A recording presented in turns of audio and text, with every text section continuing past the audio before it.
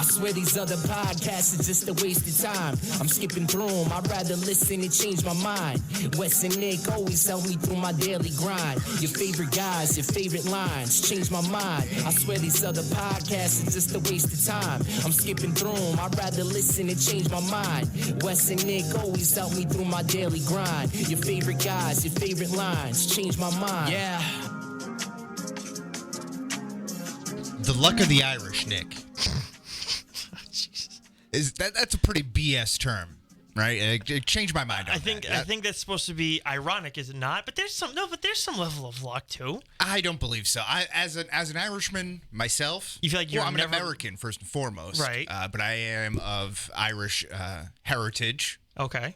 No luck whatsoever. Ever. The worst luck. Have you ever heard the phrase, if you didn't have bad luck, you wouldn't have any luck at all? I think that's how it goes. I think I've never have I heard that before? I should have that tattooed across my ass. Well, it's true though. If we don't have bad stuff in life, how do we know what's good? But either way, I'm going to tell you right now. This is philosophical. I should kick my feet up here. Well, this is how you started. Open up a whole nother can of worms. I'm going to keep it real nice and tight for you, okay? If you have no luck whatsoever, didn't you just get married recently? I did get married, yeah. Wouldn't you say that you did pretty well for yourself?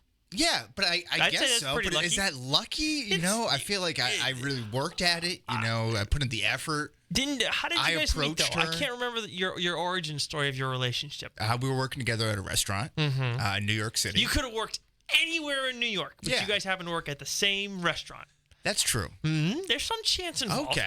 Yes, maybe I should count my blessings. Exactly. Okay, this is the Thanksgiving season. Yes. I should be thankful for some things. Exactly, but there's your good luck. Yeah. And then everywhere else is kind of made up for it. That's I guess I'm just looking at things like Jules, my wife, has fantastic luck. Like she'll buy scratch tickets and win like $1,000 or like $500 or something.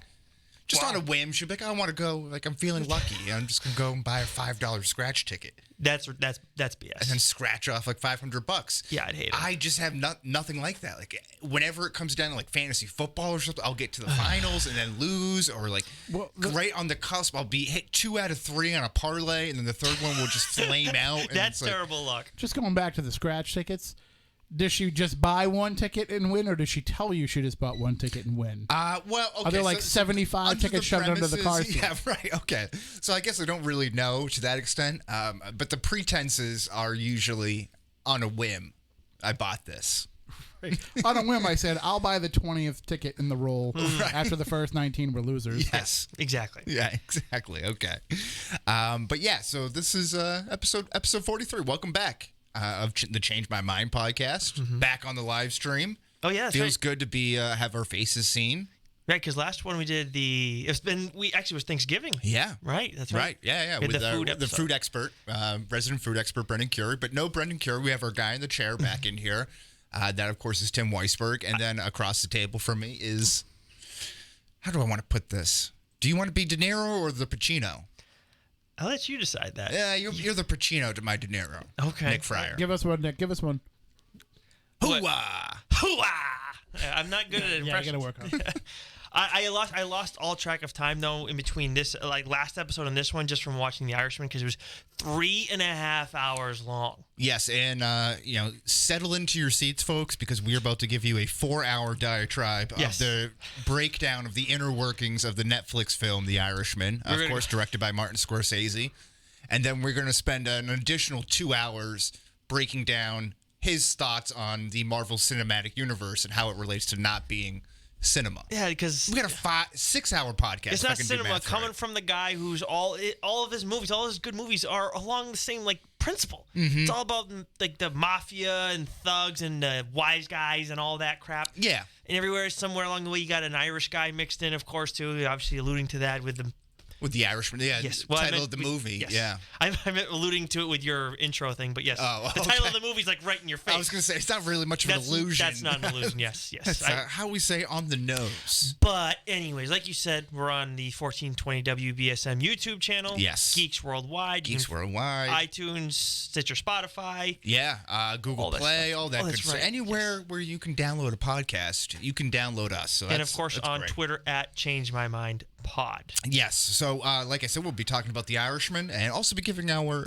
top 5 Martin Scorsese films. Yes, there is Opinion. one significant one. Well, there's two on your list that I have not seen.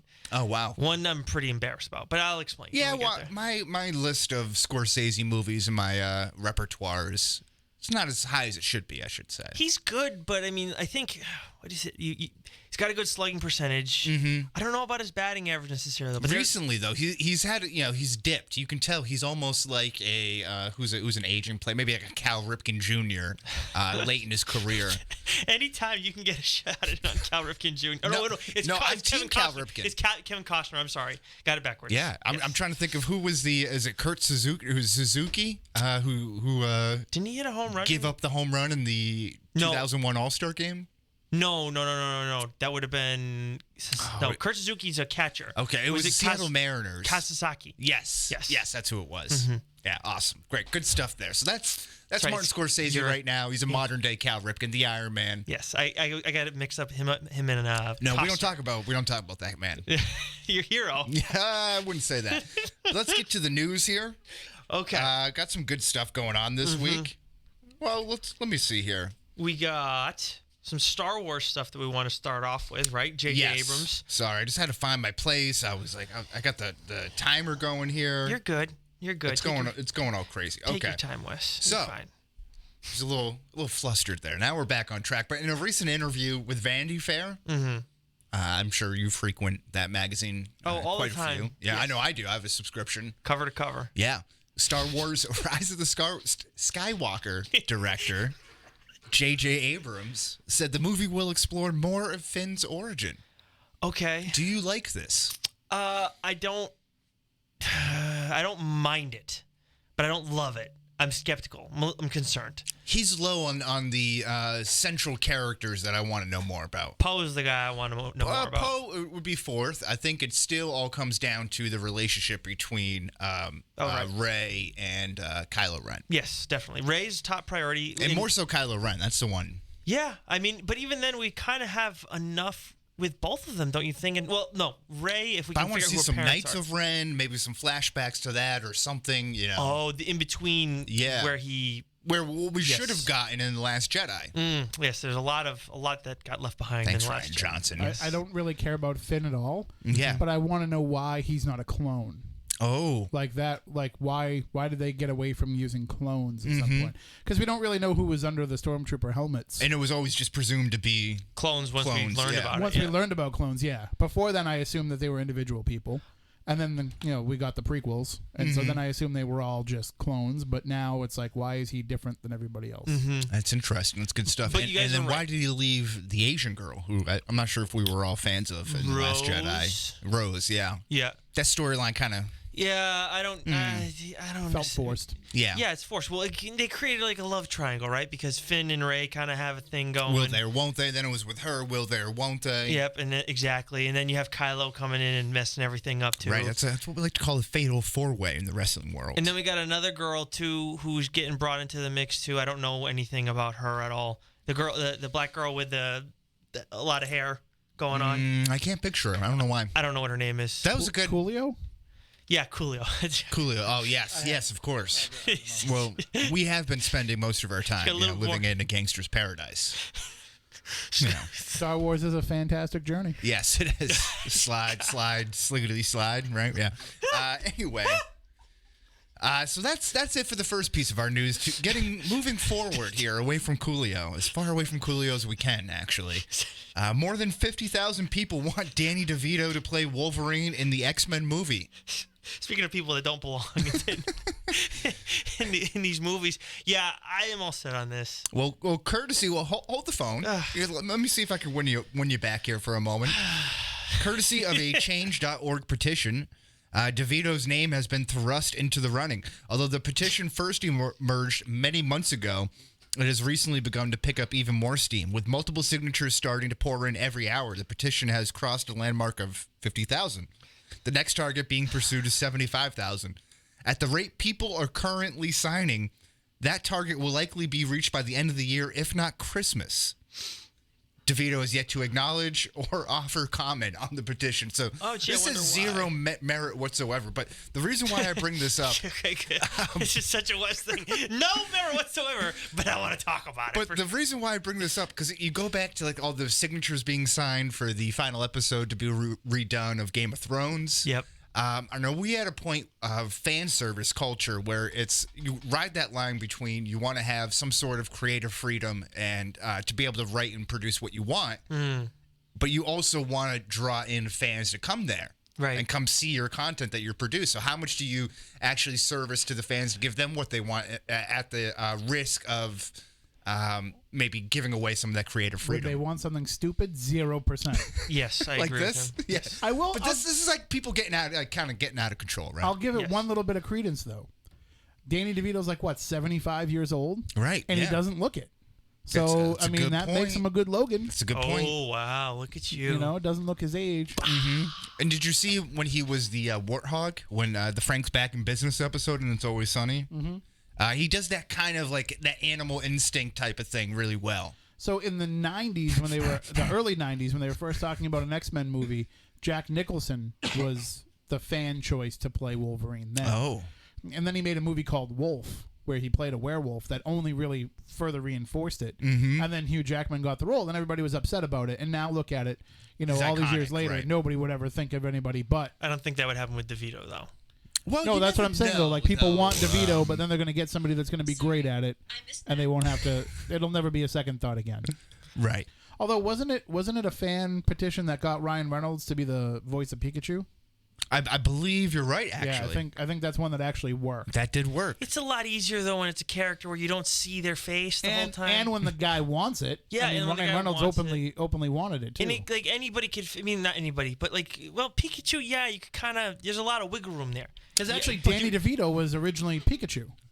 Was he? Was he? I thought I saw trailers what? where Danny DeVito was the voice of Pikachu. I think Really? That would actually kind of be funny. Yeah, that would have been funny. I wouldn't have I wouldn't have hated. But this is Wolverine. You can't go and do like The that. MCU's Wolverine and That's- for the first X-Men that they introduced into that Danny world is DeVito. Danny DeVito. That would be hysterical. The only he thing just has walks going out with a rum ham on his claws. He's, I love whores, Cyclops. What do you want me to do about it? I love whores. The only thing he has going for him is that he's tiny. That's it. Yeah, but he's too tiny. great. Yes, he's too tiny How, to be. how tall is he? I would guess he's a little over 4 feet. Yeah, 4'2", solid Okay. 4'2", I Yeah, would so say. that's way too You're short. too to be small Logan. to play Wolverine. That's bad. Because Wolverine in the comics is what, like 5'2", right? Yeah, he's over 5 feet tall. But he's like 300 pounds. Guy's like built like a brick house. Well, you know? what? What are you talking about, DeVito or Wolverine? Because Wolverine, yeah, he's pretty heavy too. Yeah. So all that titanium steel, you know. I'm gonna give you a second to take that back.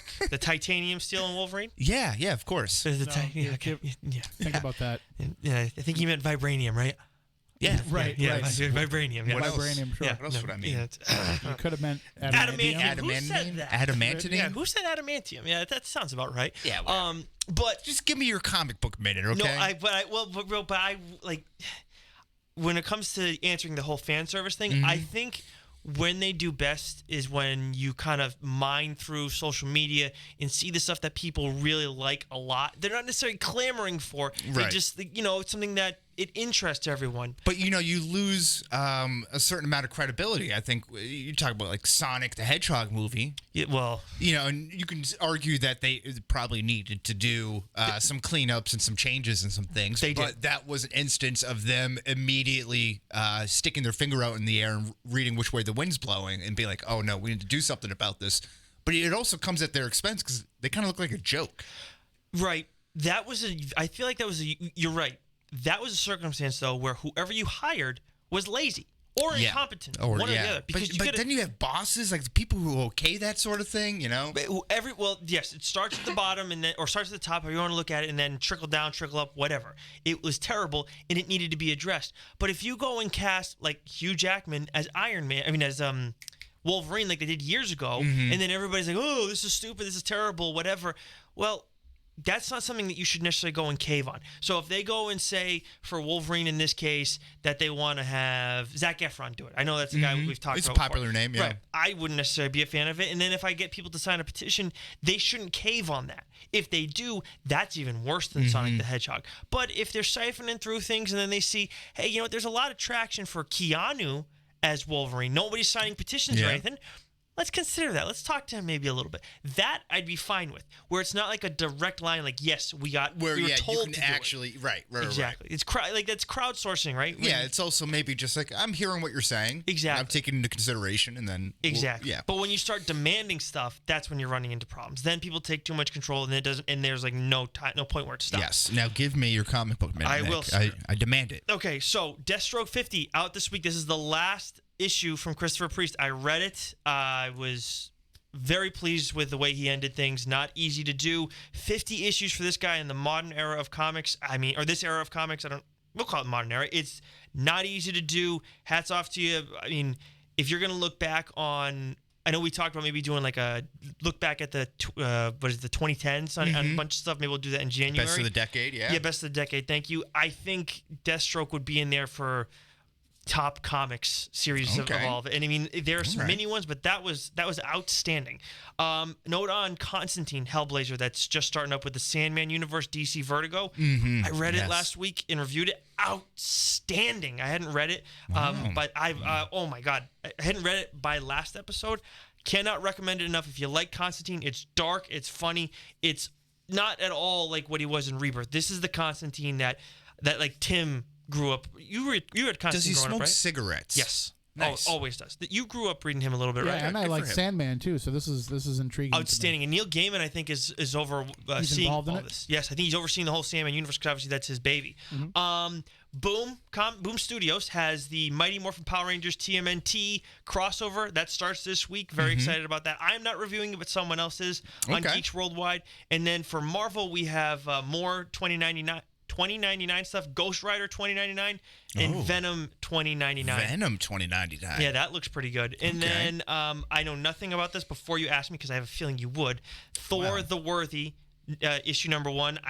It's normal Thor, not Jane Foster. Is Beta Ray Bill in this? That I don't know. I knew you were gonna ask me a question. That's your guy, right? Yes, my guy. Yeah, that's your guy. So that is the comic book minute for the week. That brings us to our drinking buddies. Well, before we get to drinking buddies, I will maybe just offer something to cover down the road.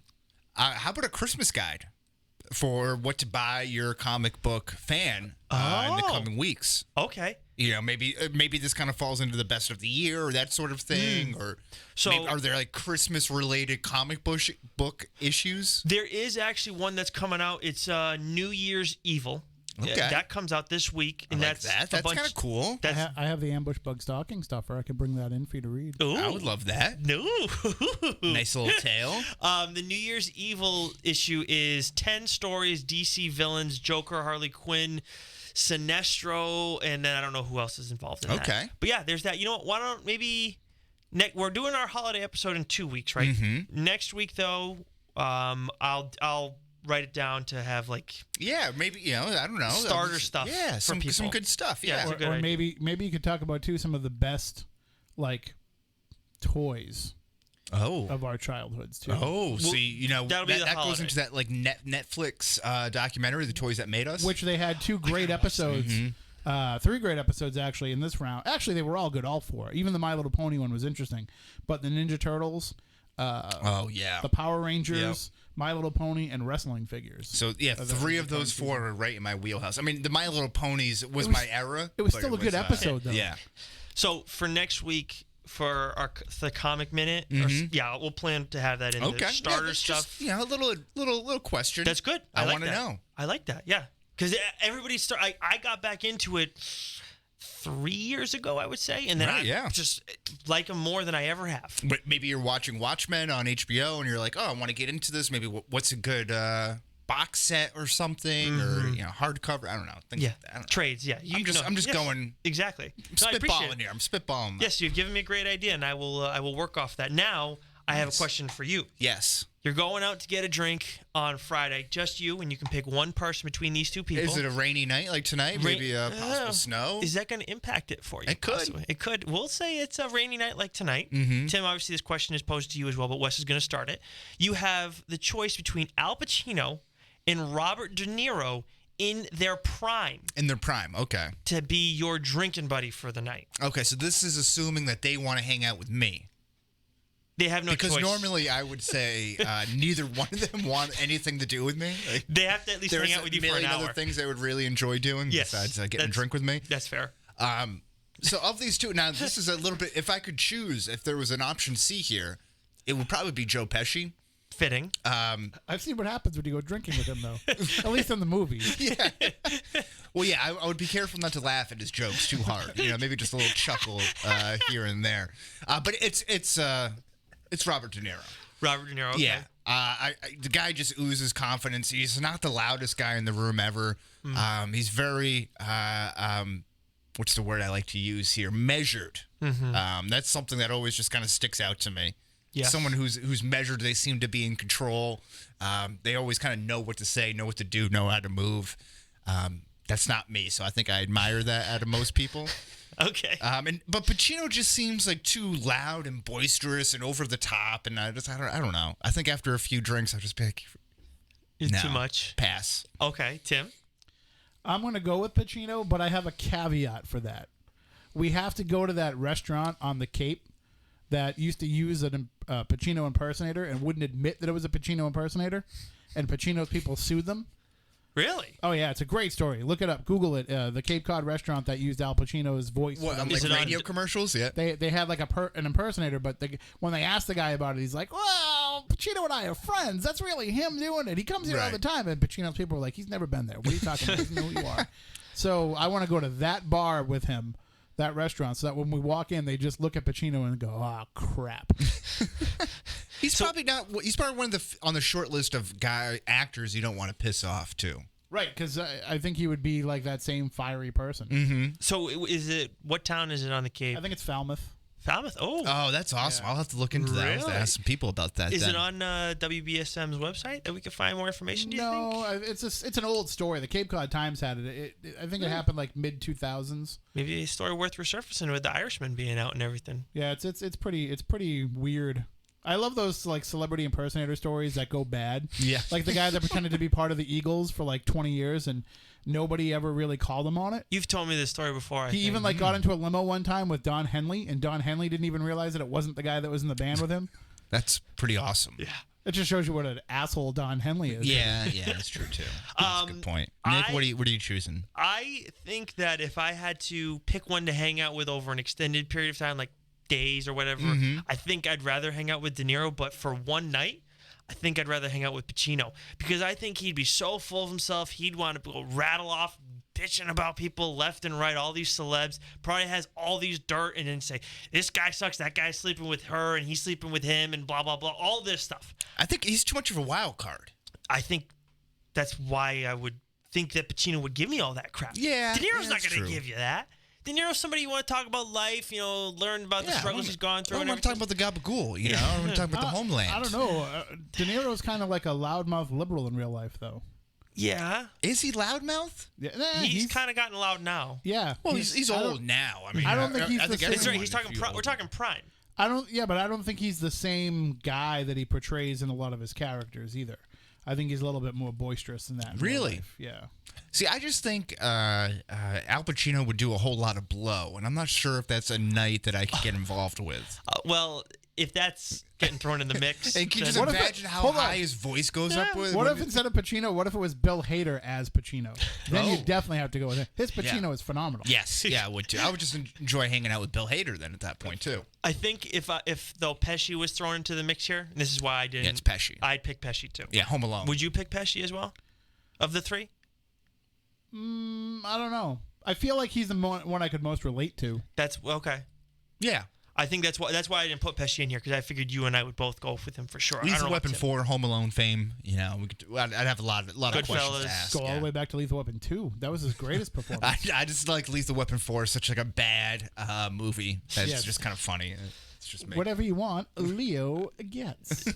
Well, the reason that I picked De Niro and Pacino for our drinking buddies this week is, of course, because we're talking about... Yes, The Irishman, yeah. And for those of you who may not be familiar with it, it is a story about a mob hitman as he recalls his possible involvement with the slaying of Jimmy Hoffa. Starring Robert De Niro as Frank, the Irishman Sheehan, Al Pacino as the aforementioned Jimmy Hoffa, Joe Pesci as Russell Bufalino, Harvey Keitel's in there, Ray Romano as Bill Bufalino, Bobby Cannavale as Joey Gallo, Anna Paquin. Really weird. I didn't expect her to come in here at all. Okay. Yeah, I thought that was a weird kind of pop-up for her. But she was playing Robert De Niro's daughter, Peggy Sheehan. Just like one line in the movie. Yeah. Or two, I think she's two. And then Jesse Plemons, which was a nice surprise for me, was Chucky O'Brien. Oh, yes. Okay, yes. And for those who don't know, new to the show, whatever, just a reminder, we spoil the crap out of these movies. Yes, all of them. If you haven't seen Start it to and plan finish. on to, buckle up. So it's currently sporting an 8.4 out of 10 on IMDb and a 96-86 critic audience split on Rotten Tomatoes, and has a runtime of 209 minutes, or better put, 3 hours and 29 minutes. And 96 on Rotten Tomatoes. That's the critics. Are you surprised? That's fart sniffing at its finest. Yeah. Yeah. Those fart sniffing. That sounds about film right. Critics. Such BS. Again, always IMDb. That's a tough one. Get it right one time. BD, yeah. So much better. That was a really funny moment. If you ever go back, the moment that we figured that out, and it was like, wait, are you saying BD or DB? So I went back and listened to that episode, and after it happened, I had it right. And then midway through, I was saying it wrong. You were switching it back, yeah. But I always mix it up like that. So IMDb. DB, yes. Let's just say the Internet Movie Database. Just go to the Internet Movie Database. I had no idea that was the name of it. Oh, okay. And that's why I always screw it up. But when Wes said it that one time, I was like, oh my God. But yes, a 96 out of Rotten Tomato, way too high. The Anna Paquin, Paquin, yeah. Paquin, is that right? Yep. Okay. Mm-hmm. I did look it up at like midway through the movie because I watched half on Sunday, half on Monday, and I was not surprised by her. But when I saw Ray Romano, I was like, that was also a nice little surprise. Action Bronson was in there. I think there was a couple other comedians. Who was like the loudmouth mobster? He was Sebastian the short something. Guy? I don't know. No, not the short guy. The short guy's from Boardwalk Empire. Oh, you're talking about Crazy Joe Gallo. Yeah, Joe Gallo was the character, but I can't think of the actor's name. Oh, maybe I had that wrong then. I thought Joe Gallo was Bobby Cannavale. No, that was they list him wrong online in the credits. Oh, okay. He was Skinny Razor was Bobby Cannavale. Yes. Okay. Yes. Okay. So Joe Gallo was Sebastian. Yeah. What a name. Yeah. Skinny freaking Razor. Well, leave it to the Italian Mafia to come up with a good nickname for someone. There were some. Well, good he was a ones butcher. That's why they called him that. Right. It makes sense. Yeah. Still, Skinny Razors. The other thing too, coming into this, I didn't know what it was. I looked up nothing about it. I just knew it was those three guys. Everybody's been talking about it. You brought it up, so we decided last minute to watch it. I knew it was a Jimmy Hoffa story, and I always knew the name Jimmy Hoffa as a mobster, but I didn't know him as the Teamster Union president, who turned out to be as influential as he was. But we'll get into that a little later. First and foremost, let's just scratch the surface. Did you like it? Yeah, I liked it. Yeah, I liked it. Mm-hmm. It was. I gave it a 74 out of 100. So it's good. It's fine, I guess. A 74 normally for me is rewatchable, but when it's 3.5 hours long, it's really not. You have to watch it as a series if you're going to do that, I would say. Okay, so two other opening questions here. Did we need this movie? No. Mm-hmm. Nope, not at all. Mm-hmm. Did you? Go ahead. Well, we'll go around to it, and then are you happy we have this movie now? You know what?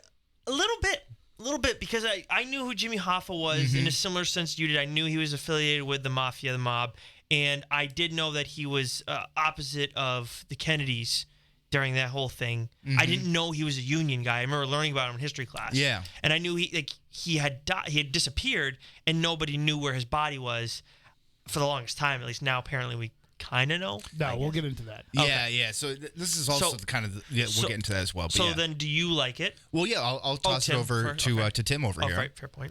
I did like it. To Nick's point of the rewatchability, the problem that I have with this movie is because it's on Netflix now, it's a all or nothing kind of with it. You're never going to flip through the channels and happen into it halfway and watch the rest of it like you would with Goodfellas or Casino or something. So you're stuck all or nothing with it. So I don't know how rewatchable it'll be. I'll probably revisit it again in a couple of months just to kind of go back and look, and then I probably will. It'll take me years to watch it again. Yeah. Did we need this movie? We did, because the Frank Sheeran story has been around for a while now, and because there's a lot of attention, especially right now with unions in the country and so I think we did kind of need this a little bit, and partially to dispel some of the rumors, but I didn't really do a good job of dispelling any of Sheeran's claims. Are you happy that we have this movie now? Yeah. Yeah. I was glad to watch it.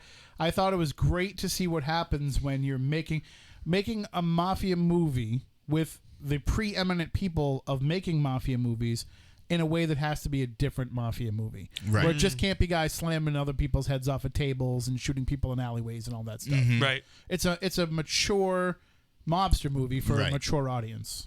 20-year-old kids aren't going to fall in love with this movie like they fell in love with Goodfellas. No, I think you're right. You got a score for us? Do you want to sit on that while Wes answers the questions? In terms of the quality of the movie, I'd put it at a 95. 95. So you're a fart sniffing critic too, huh? I would say it was a very well made movie. It was a beautiful movie. Somebody had a great point where they want to see so many scenes from that movie as paintings hanging on their wall in their living room. I mean, it was a beautiful movie. I feel like it, as I said to you guys, it didn't feel like 3.5 hours until like the last half hour. Then I was like, this could have been wrapped up a little quicker. Yeah. So to kind of answer my own questions here, I'm kind of meh. It was kind of meh. It was okay. I thought it was overhyped. It was a decent movie that I'll probably never watch again, for the length alone, but also for some of the subject matter. But I think the length is the big contributing factor. I gave it a 75 out of 100.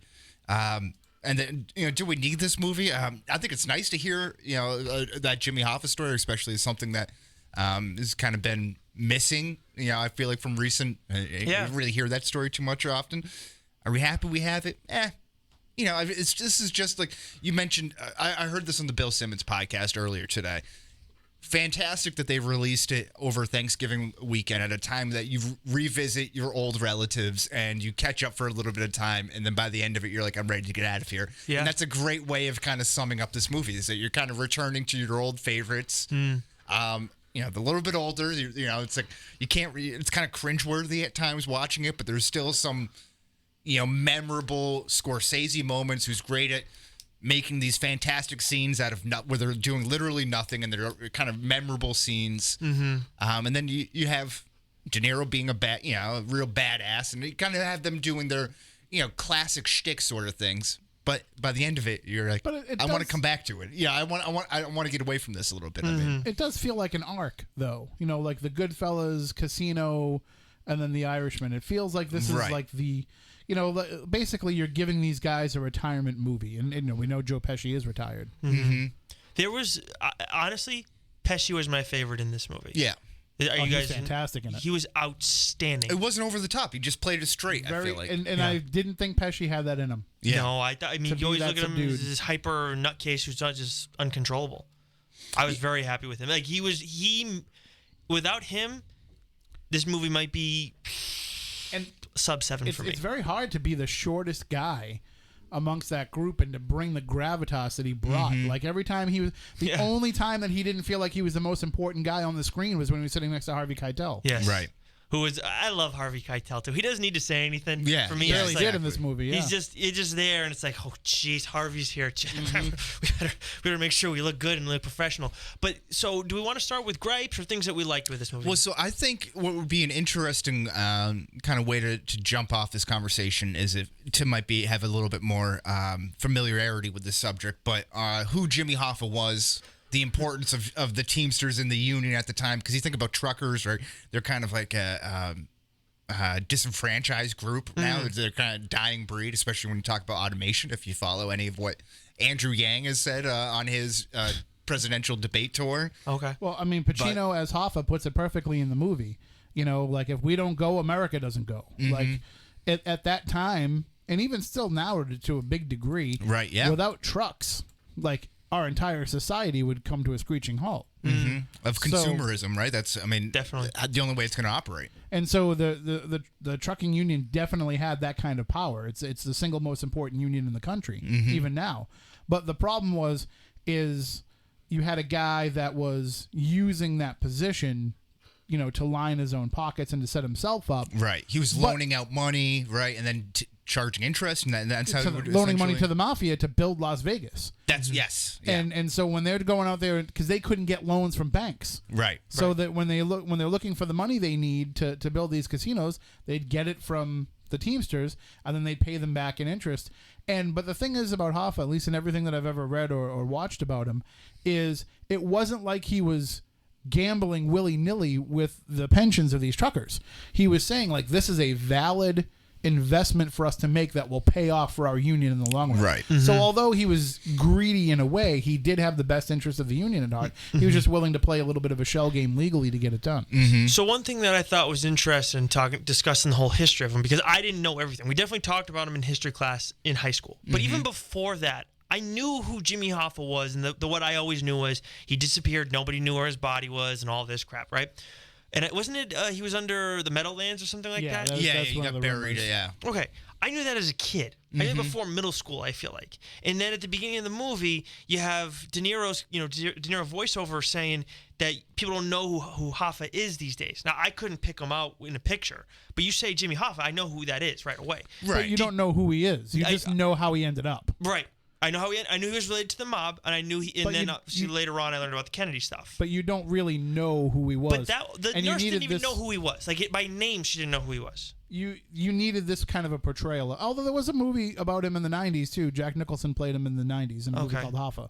But you really got to see like the personal side of who he was and the personal dynamics of what he was going up against in the Teamsters Union. No, that's fair. But I won't claim that I knew him like I knew Kennedy or any of these other political figures.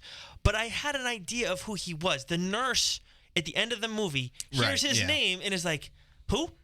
Oh, yeah, of course. And he's like, you have no idea who that is? No, I don't. But, like, I mean, if you tell me that, like, Jimmy Hoffa, before this movie, before high school, I know that. I don't know anything about him other than, like, I know the name. Yeah, I think you have the advantage also of being a boy.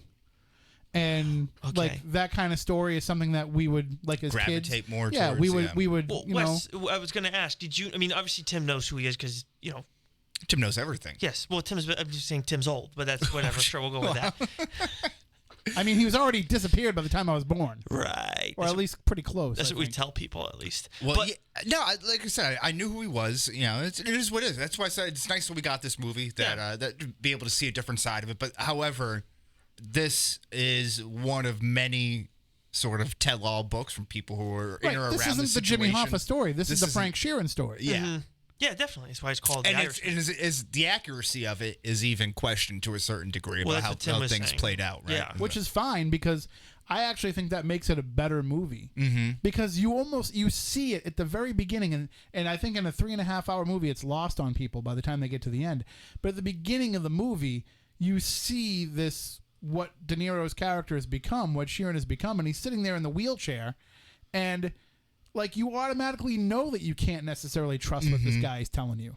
So the whole thing could be bogus, and it's just his story about what happened. Right. So and I think everyone else is dead, so who's going to tell him otherwise? And so I think they took it as kind of that was kind of the mindset they took into making the movie is we're just telling this guy's version of it. Doesn't matter if it's true or not. That's fair, I guess. So, yeah. Issues with the movie? Anything, or other things that we liked? Do you want to do things that we liked about it? Do you want to start there? Yeah. Fine. Okay. Let's see. Things that I liked. I liked old man Bocce. In the prison. I thought that was kind of cool. That was funny. You know what I thought was weird too in the course of things? Actually, I liked how with each mafia member that we came across, we saw they listed how they died. Yeah, right. And I think it was 2 or 1 guy died from natural causes or something like that. Yeah, and he was the most well liked. He was universally liked. And it was the only scene that we saw him, I think, in the course of things too. And I think if I remember right, from something that I saw somewhere else, or I think it might have been talking with Chris McCarthy, who read the book, I Hear You Paint Houses. Mm-hmm. And so I think that came about because when they were writing the book, and each time that Sheeran would tell the author about a different person, he'd be like, oh, and then this guy came in. Yeah, he died in 1980. And this guy. So it was kind of like as soon as he brought them up in the conversation of telling his story, right, he would bring that information up. So that's why they brought it up at that time, too. I feel like 95% of the people he ran into got shot in the head. Oh, yeah, that was interesting. I forget at the end of the movie who they're talking about. Is it Russ? But the federal agents come to Frank's house. It was Ray Romano's character. They said he died. Yeah. And they said, who got him? And you're like, no, Frank, it was natural causes. So he automatically just assumed that everyone he knew was going to get killed. But that's what they're trying to do with this movie. They're trying to show you like what that lifestyle is. Yes. It's not the glamorous lifestyle of Goodfellas and Departed. Yeah, this is like... And that's what I liked. That was one of my big takeaways. It's sad to be involved in that life. The mafia movies now, I mean, you look at... did you guys see Black Mass when that came out? Yeah. Yep. I mean, that's another one, too, where, we'll get into that later when we talk about the top 5 Scorsese movies, but it's totally changed in time. Mm-hmm. I did think... Is that a Scorsese movie? I don't think it is. That's not a Scorsese movie. No, but, I mean... Departed was. Oh, yeah. So Black Mass Mass had an impact on how I feel about The Departed now, as much as I enjoyed it. I see how you feel. Okay. But what I was going to say was the hit on Sal, which ended up being a bad hit, too. It's like, it happens. Bad hit. Yep. He just blew the guy away. He's point blank in the middle of a street. Yeah. I love that one. What else was there? Oh, actually, speaking of Sal, the fish conversation between him and Chucky, too. Again, one of those prime moments of Scorsese just taking a conversation and of a random normal thing and just making it so memorable. The Hoffa-isms are the best part that you walk away with. Never trust a millionaire's kids. Never bring a fish into your car. Yeah. Right. What was the other ones? They have a knife. The knife and the gun. Charge thing. if there's a gun and run if there's a knife, something like that. Yeah, that was another one. And that whole scene with Jesse Plemons in the courtroom, takes down the shooter that had the blanks, and then it's just such a classic Pacino moment of that's my son over there. Yeah. That's my boy. I raised him. Yeah, look at my boy. I like the Crazy Joe Gallo scene we were talking about before, where that would never, you could never ever get away with something like that now. Right, no mask, you come in with 2 guns in the middle of a family restaurant, you just blow this guy away, and you never get fingered for it. No one says, oh yeah, it was him. No shot. Mm-hmm. Not in Little Italy. Especially where that was supposed to be neutral territory too. That had to be a big no-no among the crime bosses. Yeah, for sure. What else? Now I think it's China. I feel like Little Italy is now Chinatown in New York. It's just literally one little block. Really? Yeah. But it's mostly surrounded by Chinatown. Much like the rest of the world. Right. Yes, exactly. I chuckled when I saw Ray Romano as the lawyer because I didn't know he was in it. But I think it's a perfect role for him, though. You guys have missed serious dramatic actor Ray Romano over the last few years. He has evolved. Yeah. Well, he was in Vinyl, which was a Scorsese-produced TV show. Oh, that's right. Yeah. That's why I think that's where Cannavale came from, right? Yeah. And he works. Scorsese works with the same guy, so I'm sure he wanted to give them a chance to. I enjoyed De Niro's acting in this movie. I enjoyed Pacino, but there were issues with De Niro, and I will get into that. But we're talking about the good stuff. Yes. Yeah. Joe Pesci was, like I said it before, he was absolutely friggin' outstanding. There was a good chunk of the movie, I want to say within the first hour, maybe the second half of the first hour, just we saw very little of him. And I was like, right. where the hell's Pesci? Yeah. He's been outstanding the But it's entire kind time. of like he's controlling scenes or controlling everything from behind the scenes, and you just kind of hear his name or someone's being sent on his behalf. Mm-hmm. And it was just every time it's no, you don't touch that guy. He's fine. You leave him alone. He's just very calm, cool, collected. Not how I imagine Joe Pesci ever. Just a very nice change of pace. The best Pesci scene in that movie is when he's making the salad. Yes, with the olives. And he's, just kind of sadly just explaining to him, he's got to go. Yeah. That's the way it is. It's, Mm-hmm. Yes. That's what it is. And at that time that it's both, it's the end for both Hoffa, but it's also the end for Sheeran, too. Right. He's going to make this choice. Things are going to change, yeah. Yep. When he tells Frank to tell him it's what it is, yeah. I was like, it is what it is. I love that. Yeah. 1. And 2, there was like, I want to say 3-4 times where he's like, people are saying this, not me, but Right. I'm hearing this from people. Somebody told me, it's not me. Yeah, that was very Pesci-ish. That was perfect Pesci, but he didn't go and play it like a cartoon character like he would have in the past. Right. It was like, I'm hearing this. I'm not saying it, but this is what I'm hearing. I got to tell you. I mean, let's be honest. Like, this is what people are saying. So I appreciated that. What did you like, though, Wes? I'm dominating. Well, no. So I liked. We touched on this a little bit. Just finding out just how key Jimmy Hoffa was in the whole political aspect of things. I just didn't realize how much of a player that he was. And then how. They kind of touch on it. I almost wish they cut out that last half hour of the entire movie and then went more into how the mobsters got JFK elected president, and then that whole fallout with Robert Kennedy and everything, and him kind of just going, forgetting that going to lock up everyone that got his brother elected into office. Yeah, that would have been good. I thought that was kind of interesting. I love that. And a great cameo there by Jack Houston as Bobby Kennedy. Who's Jack Houston? Boardwalk Empire, the guy with half a face. Oh, that's him? Yeah. I didn't even recognize him. Yeah, great cameo by him. I didn't know it was him either. I had to look up who plays Bobby Kennedy. You know what I actually know him from? He was in The Longest Ride, which is a great movie if you guys haven't seen that yet. Oh, wow. He's a hell of an actor. Wow. He's part of the Houston family. Danny Houston, right. John Houston, Angelica Houston. Oh, okay. Yeah, they're like a famous acting family. So. Oh, good for them. I also liked how they got what's his name from Boardwalk Empire, the short guy we mentioned before. Yeah, but he was Al Capone? He was Al Capone. Yeah. He's a good actor. He was a good and he's British. That's what's even better. Is he really? He nails those accents, but he's British. Oh, that's awesome. I also loved in terms of cameos. I don't even know the actor's name, but the guy who played the guy that put the vodka into the watermelon. Oh, I wanted more of him. Oh. Yeah. I thought he was going to get blown up. Oh, sure. I thought he was going to get 2 to the dome. But it was such a fun character. And then also Jim Norton has a cameo as Don Rickles. Yeah. That was very well done. That was cool. My other favorite cameo should have had more screen time. Action Bronson, I mentioned it earlier, playing the casket salesman at the very end. One of my favorite rappers. I love him. He's got a new mixtape out. He's a great chef. He does it all. I just feel like there wasn't a lot of substance to that scene. I think there was probably a longer version of it that just got cut down. Yeah. Again, for as much movie as they had, at the end, they were just kind of rushing to kind of wrap things up at the end. It was. You still got the sad feeling of this guy's going out and picking out his own casket because nobody else is going to do it for him. Right. Do you think it would have been better as like a 6-episode miniseries? Yeah, I think 4 parts or something. If it got broken up, I saw that going around the internet. There's 4. You can actually stop it at. Tells you what parts to stop it at which times, and it will break it up perfectly for you. Mm-hmm. But I don't know. It's a Scorsese movie.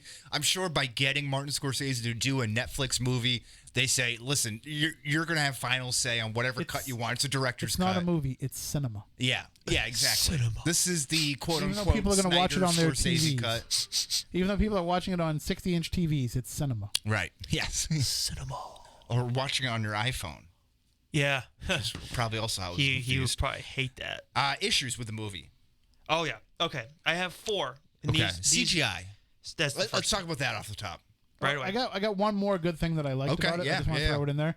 I geeked out when I heard Joe Pesci as Russell Buffalino saying, "You're gonna meet with a guy. You're gonna meet with a fairy named Ferry." Yeah. As soon as he said that, I was like, "Yes," because I knew exactly what he was talking about. He's talking about the character that Pesci played in JFK, David Ferry. The guy with the weird eyebrows. Oh. So that was a callback to JFK. Yeah. So Pesci plays that character in JFK. So it was very nice little in joke there. Nice little nod. That is cinema, though. We don't get that in the MCU. That's a good point. I enjoyed that. Yeah, that's nice. So CGI, did you enjoy that? No, I didn't enjoy that at all. I found this very confusing to follow the flashbacks and the flash forwards because the CGI was. I'm sure the de-aging technology is fine. Like we saw in Captain Marvel, and I thought it worked great on Samuel L. Jackson. Mm-hmm. I think the issue is I have the exact numbers here. De Niro is 76, Al Pacino is 79, Joe Pesci is also 76, and they move like late 70-year-old men. Right. and their bodies are so wrinkled and aged to the fact that they're old men. So it just looks like they have like Botox or something. It doesn't buy. The only way that I could tell it was a young Frank Sheeran were like the really over green eyes. Like they were like bright green eyes, which they didn't need to do. No. And the hair is the other thing, too. Oh, the hair, yeah. Yeah. But I thought, like, I've seen people say, oh, yeah, they have Sheeran at 35. I was like, when was he over 35? When he was driving the truck at the beginning of the movie, I thought he was 50. Yeah. No, I didn't get any. And like, there's one scene where Pesci and De Niro first kind of meet, and it was at the truck stop. Yeah.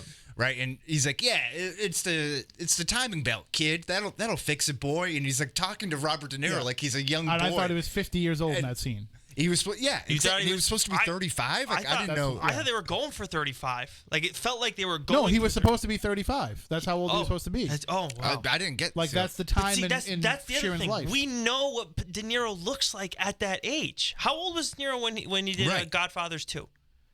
Oh, probably right around that age, maybe a little bit younger. Mean.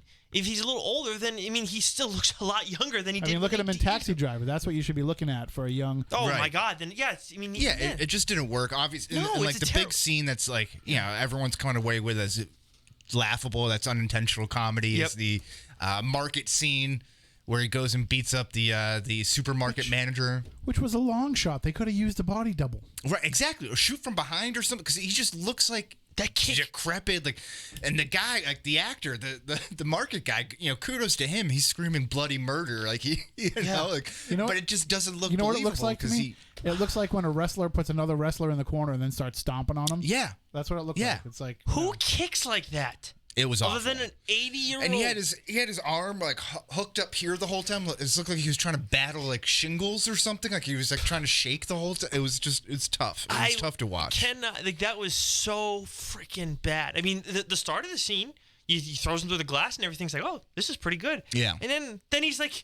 It's like he's hesitating to kick us. What are you doing? Yeah. Man? I get it. Like, it's your first time maybe doing something like this. Fine, whatever. Or it's early on, whatever. It's public. The daughter's right in front of her. The daughter's there. But this just, you look so unathletic doing it. It didn't look like rage. Yeah. It looked it was supposed to be a moment of rage, and it didn't look like it. Yeah, right. It was bad. I mean, I don't think Robert De Niro is Taxi Driver or when he played oh my God, what was Marlon Brando's character's name? Don Corleone. When he's playing him, like he did none of that. Mm-hmm. He wouldn't kick like that. And that's my biggest gripe with this too.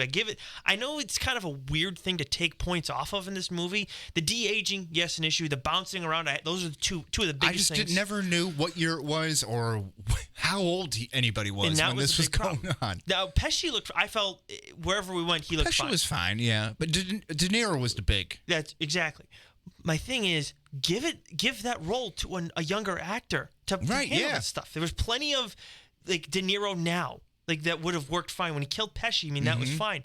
And isn't that how these actors get a start in some of these kinds of movies? Well, that's who De Niro was. He was young Marlon Brando. That's what I mean. And it's like now you won't do it. And I hate that about show business. You're so married to what you know, and you won't go and take a risk. But that's the CGI stuff. You're also assuming you're going to find somebody that's of that caliber, and you might not find somebody that's of that caliber. So I think of Looper, right? So that was like really one of the first times I kind of recognized this facial, and it was weird in that movie. It was weird, but it worked out better where you're at least combining the two faces. Like, why couldn't you get a younger actor and then just kind of morph, De Niro's face into that? I think that could have worked out better, and then at least you have a more believable stunt work and that sort of thing. I don't know. I don't know how I feel about that. I mean, I was glad to see. I just don't think it was anything could have been better. I was glad to see the characters. That's fair. I was glad to see the characters played by these actors, even at those different ages. Yeah. I just feel like it was just a little bit too distracting in how they did it. The de-aging I could be fine with, but don't give him the green eyes too that are CGI. Yeah, that was bad. Just give him contacts if he didn't have green eyes. That was really bad. There's also the moment when early on in the movie, Pesci and De Niro are riding in the car with his wife and they stop for the cigarette breaks, and they stop at the old Texaco where they first met. And Pesci goes to De Niro, what are the odds? And the prior 5 minutes leading up to that scene is De Niro talking about how he's mapping out his route, and they do this every day, every time, going the same route. And I just couldn't. I was like, well, what are the odds? Do you take the same route every time to pick up the same pickup? I felt the same way, and then I was. Then is it like because they stopped? He's old. I second guessed it and thought that maybe he was being like tongue in cheek about it. Oh, maybe, I guess so. Maybe I don't know. I said, I was like, maybe he's just being funny about it. It could be, but I just think that was very funny. Maybe that's like an old person joke. I didn't really get that. That kind of went over my head. Yeah. I mean, what are the odds of them stopping at the same spot? Okay. I guess, but if you travel by it, then you're familiar with it. Then you're just be like, well, let's pull over here. Then. Yeah. We already know that we can pull over here. Right. There was a lot of like voiceover stuff in that, and don't get me wrong, a lot of it was important for the for understanding the movie. Yeah. But I got lost in some things, and I think that's why that went over my head, and I don't have that same gripe as you. Well, here's the issue now: is that so I was like very into it early on. Then my attention span started to wane. Then I'm 2 hours in. And I'm like, well, let's see how long I have left. And I'm like, I'm like barely, a little more than halfway through the movie. And then I gave up, and I picked up on it this morning. Mm-hmm. But anyway, you watched it this morning and got all those stories done that you told me about. Oh yeah! Wow, look at you! You are a machine. Get it done. Get it done, baby. That's look how it works. You. Yeah. But anyways, you were saying. Well, so he's not Scorsese. He doesn't need 3.5 hours to tell one story. That's true. That's a good point. So Joe Pesci talks to Robert De Niro early on, sends him on a trip, and he says, "You're going to go meet a guy, a federal agent named Big Ears," and he's like, "Don't reference the ears, right?" So. But he goes there, and then he apparently has a surgery that reduces the ears, and then De Niro, all he can do is just look at the ears, and the federal agent's like, what are you doing? You're looking at my ears? Yeah. All while this is going on, Robert De Niro has the hugest ears because he's an old man. Well, and in proportion to it, it just the other ears are so small on the federal agent that he's calling big ears. So is that supposed to be an ironic joke? It kind of. I get that more. Hold on, kind of. I really do. I really do get that. I didn't because catch that who that was that he met. See, what he was doing is he was delivering weapons for the Bay of Pigs invasion. Mm-hmm. So who he met was E. Howard Hunt, who was a CIA spy that helped.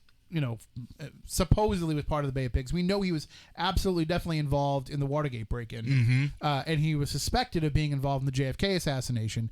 And toward the end of his life, he actually. Admitted to being part of the JFK assassination. I actually interviewed his son, St. John Hunt, on my radio show.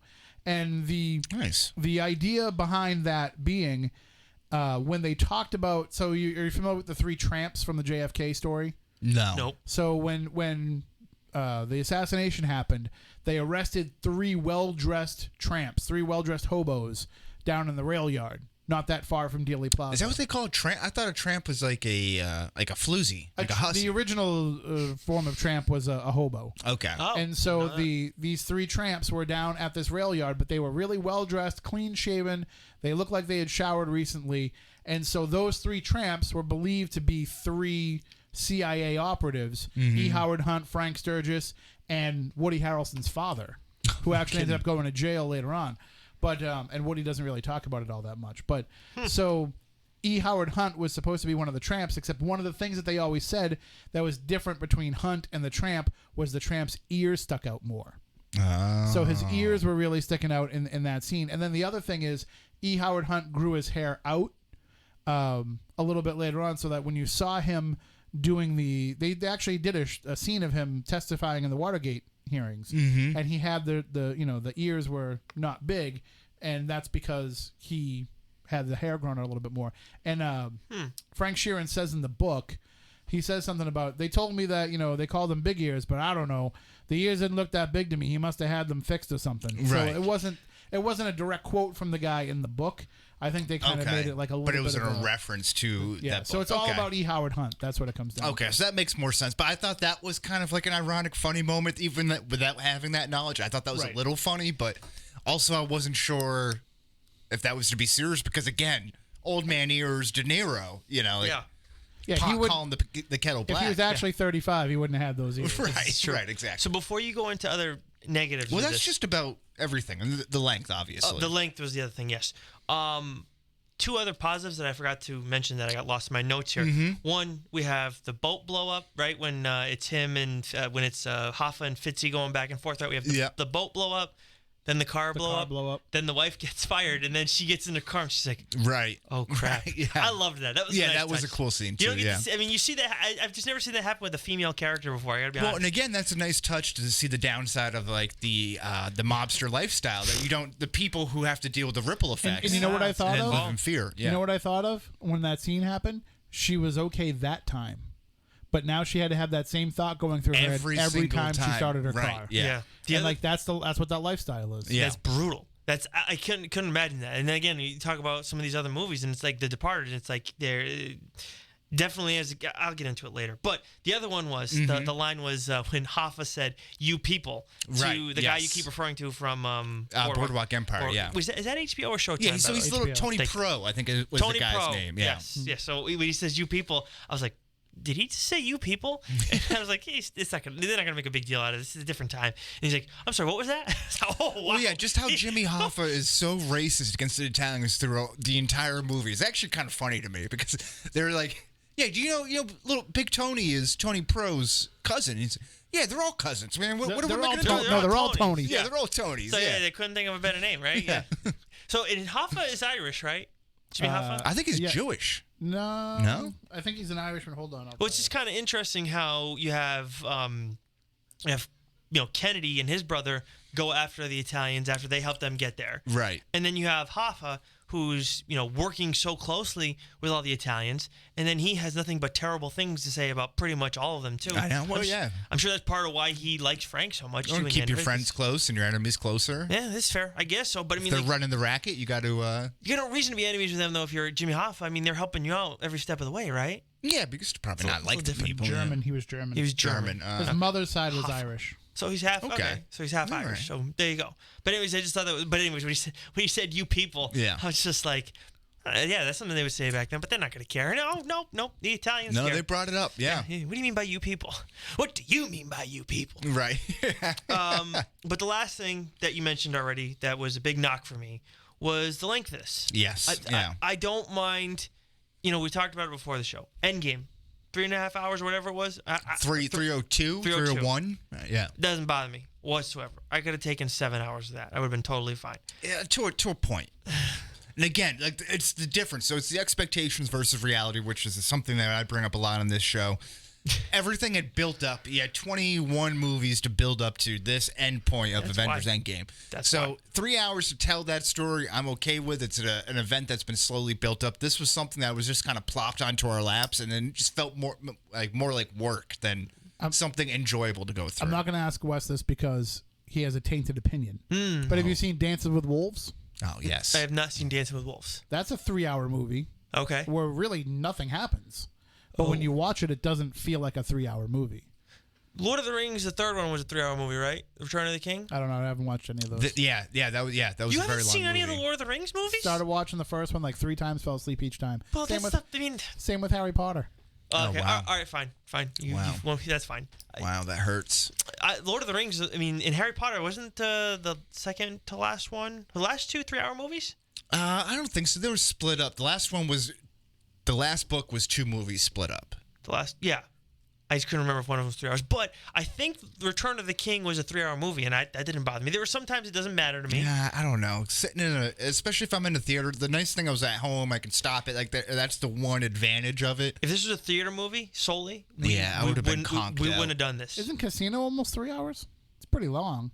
Is it? Yeah. Yeah, but did you see that? I mean, I'm sure Wes didn't see that in theaters. I didn't. First time I saw it was on TNT or something like that. Yeah. It was 4 hours because of commercials. Yeah, right, exactly. But I don't know, 3 hours doesn't bother me for a movie. 3 hours is 3.5 doesn't bother me. 3.5 is a lot. I mean, it's long.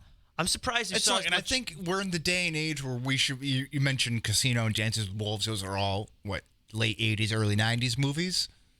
Well, they're also sweeping epics too. I agree, but I also think that we're in the day and age where attention spans are getting shorter and shorter. Is it wise to have a longer and longer movie? Well, is Martin Scorsese compromising his vision because people can't pay attention? No, he's all about cinema. No, but I think this is one of the more hotly debated topics around this movie is the length of it. This means Avatar is going to be 5 hours. No, don't tell me that. I won't see it. It's 5 hours I'm never going to lose out of my life. We're not doing that exactly. episode. We don't have that kind of. I mean, it's tough enough now to go see a movie and not have to worry about something popping up with work. I can't no shot in hell. Last licks on. I just think, look, I mean, it was nice that there was definitely points where you can stop watching this, and pick it back up. I really think it would have been just as good. I might have appreciated it more if it was like these are episodes in the course of things. I think it just would have flown. It would have been interesting to see how it gets broken up and how you kind of absorb it at that point. And as much as it was long, I don't think there were many details where we wasted time. I mean, even in the moments where there wasn't a lot of talking, it really set the scene. Towards the end of the prison, I know I mentioned the old man Bocce stuff, but I probably could have done without that, to be honest with you. Like B-roll sweeping through a scene. Yeah. I can understand that, though. But everything prior to that, I felt like, the scene where Frank's flying to Detroit or Michigan, whatever it is, where they were. Like, he's by himself. It's quiet. You see him looking out the window. You mean he wastes like 10 seconds on that? But those are important because we're right, because it all builds to the point of the lonely lifestyle of a mob hitman. And he's got to kill, Jimmy Hoffa. So I think, it wasn't, again, 7.4. I only have 4 things, really, maybe 5. But they were important. But I think the length could have been something that was an issue. It might have been, closer to an 8 if they did it as a show instead. Right. If you do cut out all the times that Jimmy Hoffa's eating ice cream, the movie's only 45 minutes long. That's a good point. Did anybody else think it was weird how much he was like? I get that's why Peggy hated her dad later on, like more than anything. But did anybody else find it weird, just with everything that's happened over the past few years, how much Hoffa loved that one particular daughter of De Niro's? I don't know. No. I didn't get that vibe. I can see how that could be construed that way. Yeah. But I don't think so. I don't think. I didn't get that. Anna Paquin that was the best she's ever looked, by the way. I don't know. I generally find her not attractive. What? I generally find her not attractive. I agree. True Blood stuff. Yeah, I didn't find her really. I didn't find her attractive. I thought she was better in this, but anyway. Yes, let's do top 5 Scorsese films. So we'll kind of run through this as we're winding down. Mm-hmm. Well, we're trying to, get the. I know, right? We're 6 hours? We just have 5.5 hours left. I think you and I have the same number 1, and I'm sure Tim is in agreement with us. Yeah. For the number 1 Scorsese film. Tim, did you put this together, or? I have a little bit of a list. Okay. All right. So, well, why don't you run through yours first, Nick? Okay. So I have Goodfellas. Mm-hmm. Then I have number 2, Shutter Island. Okay. Number 3, The Departed. Number 4, Taxi Driver. Number 5, Raging Bull. And I want to throw this out there. Haven't seen Casino. Haven't seen Wolf of Wall Street. The Wolf of Wall Street one was...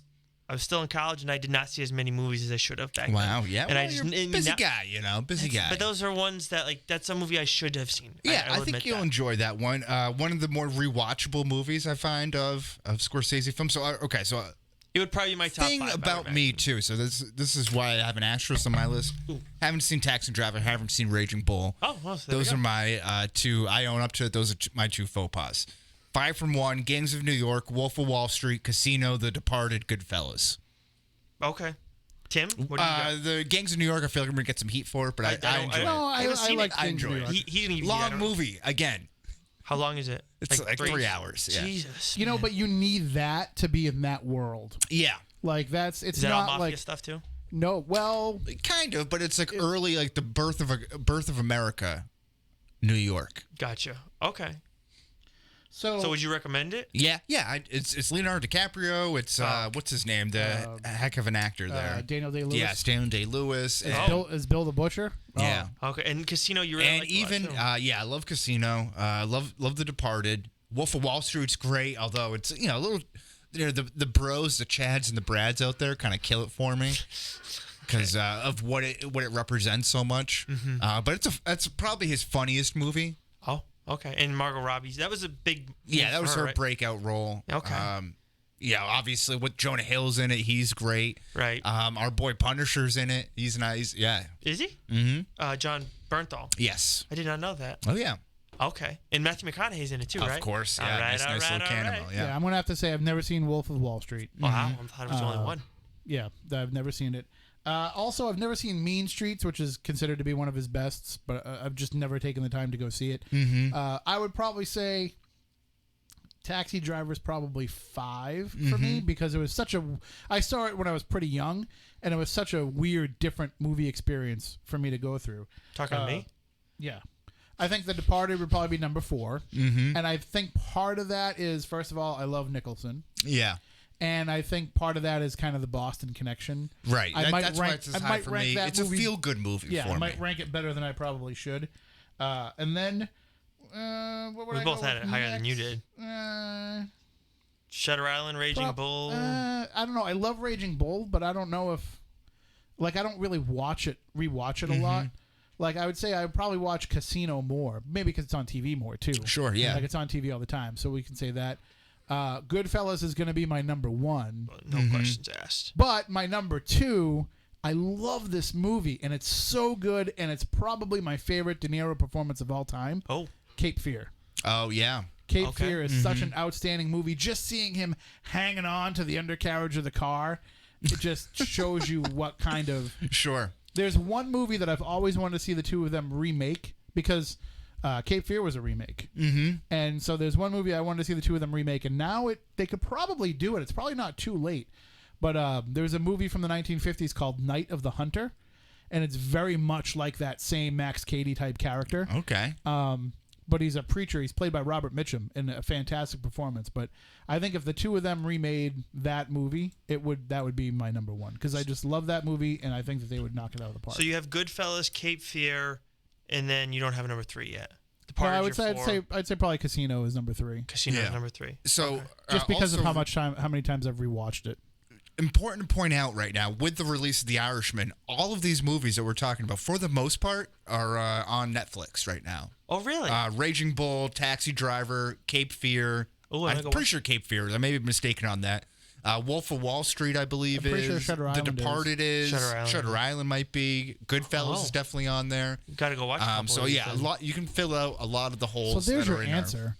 When the real answer is, why did they let Scorsese make a 3.5-hour movie so they could get the Scorsese catalog? Right, yeah, exactly. And going up against Disney Plus at the time that it is, it's nice to have that something to kind of really keep you there. Yeah, you've got all the kids shows. We're the Prestige. Right. I'm surprised. I mean, look, Shutter Island is not a... I got to go back and watch that movie because I feel like I watched it once. It was confused, and then just never went back to it. It was confusing, but like, you know why you're confused. At the same time, you can't quite figure it out fully at the end. It's just weird. But like, it's if I had to be like, explain, like, we're walking out of that movie. We just saw it in theaters. Yeah. And I feel like that's the type of movie where, like you just said, you understand everything that's going on, but I'd be like, what happened? And no one could explain it to me. You know, it's either it one would be two tough. things. Yeah, exactly. Exactly, and that's what I love about it. It's like, it's just a great topic of debate. Was he insane? At first, when I saw it, I said, no, he's not insane. He's not buying into any of it. But then, and they're all just, got it in on him. But then I was like, no, he is insane. I think by the end of it, he's just completely bananas. So what I'll say on The Departed also real quick, too, because you want to bring up the idea of the black mass. This movie, retroactively, has gotten a lot of hate. Yes. I feel like when it first came out, this was like really like an early good Boston movie, and then we kind of had an explosion of Boston movies. Yep. And now people kind of make fun of it, but this is around just here like, they do.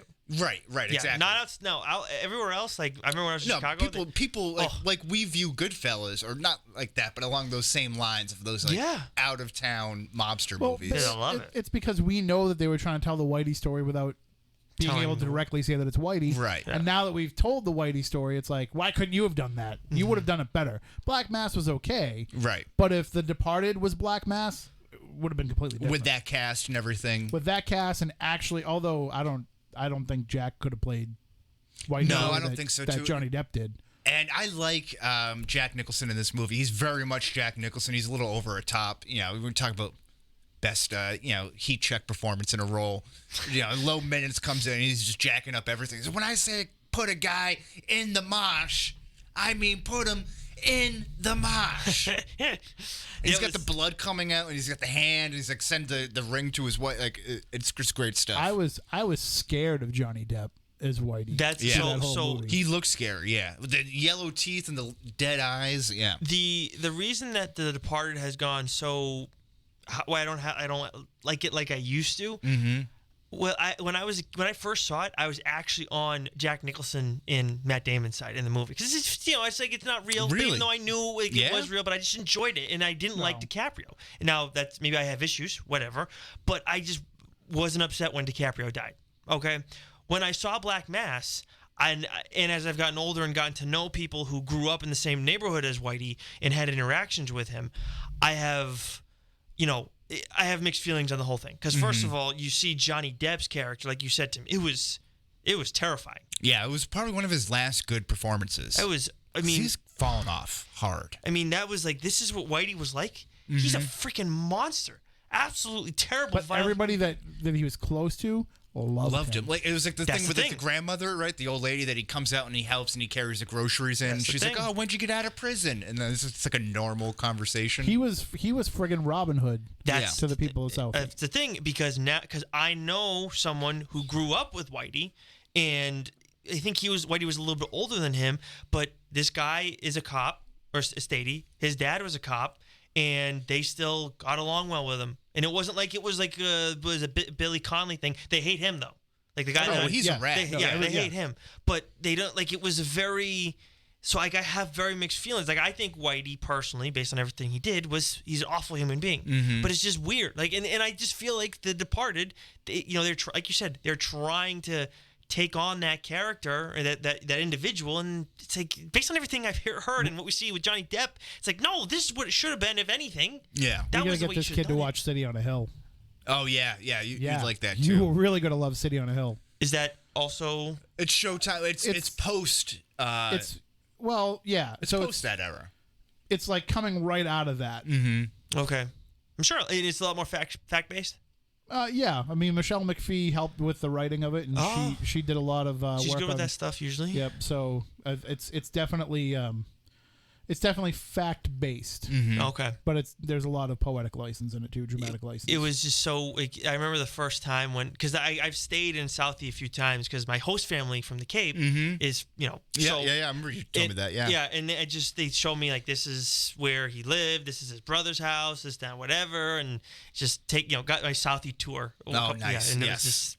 So I just look at it all a little differently. I know, I get it. Like, it's Boston and the over-exaggerated accents and all this stuff. People don't like that, but it doesn't bother me. It's just I just can't figure out why Ben Affleck and Matt Damon can't do a decent Boston accent. Yeah, Matt Damon's not bad. It's like they went to acting school and dropped it. But they go really, But when they bring it back, it's like, we have to do a Boston accent that the rest of the country is going to think is a Boston accent. I guess that's why, because they're not just trying to cater it to Boston. Because if anything, like we've seen, with Boston people, they get very touchy about how Boston is portrayed in these movies. Everywhere else, like when The Town came out, I was in Chicago. I was out there at the right time because they all loved that movie. And then it was like really cool, Boston, all this, that, and whatever. There's never be me, you, Shiny sister, dressing up and playing house. So get that through your head. Like, everybody loved that. That's a great movie. Everybody loved, but I mean, like, I think people around here loved it. But most people think we talk more like Jimmy Fallon and Rachel Dratch on SNL. Yeah, you're retarded. You are. You are. Freaking Noma. Okay, so let's put a cap on this thing here. Right when they go down to Plymouth Plantation and Britney Spears is in there, right? That's like one of their skits that they do. It's a good one. Anyway, it is. As we close to a show here, come to a close on the show, I should say. What's been on your mind recently, Nick? Well, Mandalorian. Obviously, everybody's loving it. We saw the latest meme on Twitter. I'm hoping you saw it, Wes. Is the fake Baby Yoda? Well, it's not fake. I mean, with him with the little mug thing. Like, he's got a little cup. You haven't seen that? I can't believe you've seen it, right, Tim? You've used it. Not only have I seen it, I'm using it. I've totally replaced Kermit with it. Oh, the kid. Yes. Oh, yeah. Baby Yoda. Yes, the kid, the child. Yeah. Excuse me. Yeah, I know. But I think that this is. I know you're struggling with it right now, which is blowing my mind. But it's just, I think it's perfect for everyone because it is a combination of a Western, but you obviously still have a decent amount of action in it. And then you have, just some good old-fashioned family fun with Baby Yoda or the child, whatever you mean. That's technically what he's called, right? Right. The child. But he's Baby Yoda. But you're right. But so far, I mean, this has been. Did you see awesome. the crap merchandise that Star Wars put out? They're really trying to get it out fast for the holidays. It looks like something that was made on Cafe Press. Yeah. No. Yeah. I don't know. I just don't get how that happens when you. How did you not think the entire world wouldn't want a plush Baby Yoda? Seriously, that thing's freaking adorable. I'm going to be 42 years old and I want one. I mean, and we all know how everybody felt about Boba Fett when he first came out, right? Like he was awesome, this badass looking character. Yeah, they should just known. Now this one has substance, so people are really gonna like him. Like there's a lot more to him. Also, to any critics out there that are listening to this, anybody that reviews this, stop referring to him as Mando. It's an insult. That's what they're doing? People are referring to him as Mando like that's his name because that's what Carl Weathers calls him. Mando is an insult to a Mandalorian. Oh, don't call that's... I didn't know they were doing that. Get the preferred nomenclature now, down. he did leak the character's real name, but they just haven't used it on the series yet. Oh, we're going to find that out. Oh, did not know that. I like that. Pedro Pascal actually said in an interview like what the character's name was. Oh, that's awesome. Let's stick with you, Tim. What's on your mind here? So I got to tell everybody, if you haven't seen it, the second season of Hellier, Hellier, dropped on Amazon Prime last week. Some friends of mine put out this series. It's, you've seen paranormal television before, but this is like you've never seen. This isn't about finding ghosts or proving whether or not Bigfoot is out there. This is about all the weird stuff that's out there in the world and how it all interconnects. And it's basically just they get an email informing them about how there's a guy who has encountered goblins in Kentucky in some caves. And then that just leads them down this rabbit hole that just touches upon all different kinds of mythology and folklore and magic, and it's amazing, and it's so well done for something that basically 5 people have been putting out by themselves for the past year. I love it. That's right up my alley. So that is on Amazon Prime. Right now it's on Amazon Prime. You can watch the entire first season for free at hellier.tv and on YouTube. The second season will drop on YouTube on Friday the 13th. So they gave Amazon Prime people a little bit of an advance. Awesome. Nice. Love it. Last thing's on my mind. I've been seeing this on your social media, on your various social medias, Nick. But not Baby Yoda? Okay. No, but not Baby Yoda. Where is your Christmas spirit? Huh? Your Christmas spirit? Are you asking me that, or is that what people are saying? Yeah, no, that's what I'm asking. That's what's on my mind. Where is I saw that, but where is... Is that being asked on social media? It's not December 20th. That's my question that I see on viewing your social media. Oh, where's... Oh, why? Because I didn't say anything about I'm thankful for on. No, your Charlie Brown Christmas tree. He's talking a little 6-inch chode of a Christmas tree. Did you see my tree? 6 inches more than I got. Did you for see... a tree, I mean. Well, okay. Did you see my tree yet? I saw your tree. I liked it. I see. What I thought he was just obnoxiously showing off his view. That's what it was really about. The beautiful. I overlook the Taunton River in my condominium. Someone's like, "Oh my God, your view! Where is that?" I was like, "Fall River." Not pictured are the blown up nuclear power plants. Yeah. Just tell them it's the Taunton River. Don't tell them which side of it. Say it's the Taunton River. Don't say which side of it you're on. Yeah, exactly. But are you going to decorate? Because this is your second year in the condo. No, this is my first holiday. Okay. I've owned it for 2. But you were renovating and fixing everything. Exactly. Right. Yeah. That was a pain in the butt. But I have lights on it, which I probably should update everybody that I have lights. Okay. But one's a fake tree, which is okay. Yeah. But it's just sitting on the you got to get a floor standing tree that is at least your height. Don't give in to the pressure. No, I'm not gonna do that. I'm a single guy. I mean, I'm not. So you don't enjoy being around the holiday. When it was my roommate and my college buddy and I living together, we made it a point to set up a tree every year, and we would leave it up till February. I would do that because we just enjoy having a Christmas tree in the house. Maybe I'll leave my tiny one up, but that's just enough for me. I don't need a ton. I mean, it looks more like clutter than like a decoration. I'm just put that out there. Okay. I mean, I don't know. I feel like I don't have a ton of clutter in my place, although I have way too many action figures. I got for my Christmas tree a week before Thanksgiving, just to have the full month time. Did you have a lot of people over? I know you and Jules are going to have a holiday party. Yes, December 20th. So, well, I shouldn't put the date out there, actually, for the public. A little late there. Well, your listeners are invited. 10 days, there's 10 days in the 20s there. That's true. This is true. But when you were living with your is your roommate in college, you said? Your college buddy. Yeah. Okay. Did you guys have people over for the holidays? I think we might have done a Friendsgiving or something like that. Yeah. Okay, so that's kind of I'm come over football Sundays, host some people. I don't do any of that. The only people I have over are you, I've had Brendan over. Tim has still not come over as much as I've invited him. Matt, who I have very few people come over to my place. I'm not trying to impress anybody, and I'm not trying to go and do it shouldn't be for anyone else but yourself. That's all I need is a little bit of light there. And the other thing is, it's depressing. That's all I'm going to say. I'm just going to come out right and say it. If you saw my parents' house and how crazy they decorate it, I was going to say, do you grow up in a household that had? My mom does an outstanding job. Your mom would be so disappointed in you, Nick. No, my mom leaves her Christmas lights up all year. Does she really? Mm-hmm. I think it should happen. I wish it was more acceptable. My mom creates like this winter wonderland. She's got like a million Annalise. She'd probably hate me telling people this, but it's outstanding. Everybody loves it. Like the Dickens Village sort of thing? All the miniature. Yeah. Got a ton of my stuff aunt like does that. I used to keep me entertained for hours as a kid. Yeah, she does an outstanding job. But I mean, I'm not. Maybe someday when I have a house, I'll do that. But I mean, the thing is, Wes, I don't want to go buy a ton of stuff, and then where am I going to put it? At my parents' house? I already have enough stuff there. I don't want to go and do that. Put more there. It's just some junk. No, I don't want to. Get a Tupperware. Throw it in the closet. No, I don't. I have no space in my place for it. Like I need it for the Draken action figure I'm waiting to come out. Like that's what I need my space for, not Christmas Don't lights. give in to the pressure. I'm not going to. I'm not going to. As much. I'm just disappointed. It was Christmas spirit. He saw when he had that in the notes. I was like, why are you asking me this? Like so specific. Because I saw it on. I rarely go on Facebook, but I go on Facebook and it just popped up high up in my newsfeed. The same picture that I already saw on Twitter. That my wife showed me, and I'm like, "What?" I was so pissed at you when I saw that. It's a different audience, in fairness, that I'm sharing it with. Usually, he thought you had a pine tree outside your house, and you'd close the window on it by accident before you pushed the whole. Hey, how about that Captain America thing that I got there? That is cool. That's pretty sweet, right? That is cool. Yes, yeah. Stole that from my brother, but it's got some. But anyways, yes. So I'm very happy. I'm not all about the show. I'm just saying. I think you might be happier. If you had, maybe merrier even. If you had a little holiday cheer. I have holiday cheer. Bah humbug. That's kind of the vibe I'm getting from you. I support that. How dare you share the same name as one Saint Nick and then not be as jolly? Yeah.